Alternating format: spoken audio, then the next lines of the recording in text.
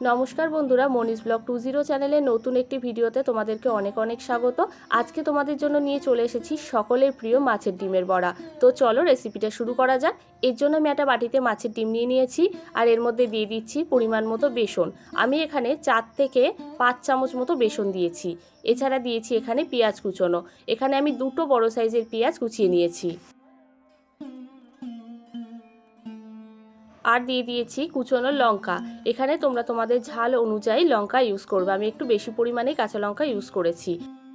এবারে আমি একে একে মশলাগুলো সব এখানে দিয়ে দিচ্ছি। এর মধ্যে দিয়েছি হাফ চামচ হলুদ গুঁড়ো, হাফ চামচ দিয়েছি লঙ্কার গুঁড়ো, আর হাফ চামচ দিয়েছি ধনের গুঁড়ো, আর দিয়ে দিয়েছি পরিমাণ মতো লবণ।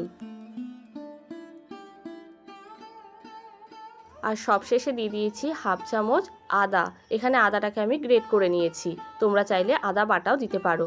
এবার আমি এটাকে ভালো করে মেখে নিচ্ছি। এই ব্যাটারটা তৈরি করার জন্য কিন্তু কোনো রকম জল ইউজ করবে না, কারণ ডিমেই পরিমাণ মতো জল থাকে, তাতেই বেসনটা ভালো করে মাখা হয়ে যাবে। আমার কিন্তু ব্যাটারটা বেশ ভালো করে মাখা হয়ে গেছে। আর তোমরা দেখতেই পাচ্ছ ব্যাটারের ঘনত্বটা কিন্তু একদম গাঢ় হবে, এতে বড়ার আকারগুলো সুন্দর হয়। এবার আমি ওভেনে বসিয়ে দিয়েছি কড়াই, আর তাতে দিয়ে দিয়েছি পরিমাণ মতো সাদা তেল।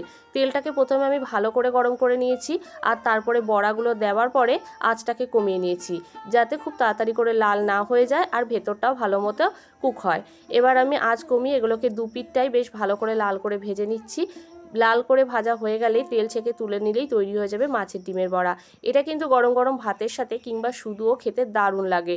যদি তোমাদের এই রেসিপিটা ভালো লেগে থাকে তাহলে চ্যানেলটাকে সাবস্ক্রাইব করে দিও, আর যদি ফেসবুক পেজ থেকে দেখে থাকো তাহলে ফলো করে দিতে ভুলো না। কেমন হয়েছে আজকের রেসিপিটা অবশ্যই কমেন্টস করে জানিও, আর প্রচুর পরিমাণে লাইক আর শেয়ার করতে ভুলো না। তো চলো আজকের দিনের মতো রেসিপিটা এখানেই শেষ করছি। দেখা হবে নতুন একটা ভিডিওতে নতুন একটা দিনে। টাটা।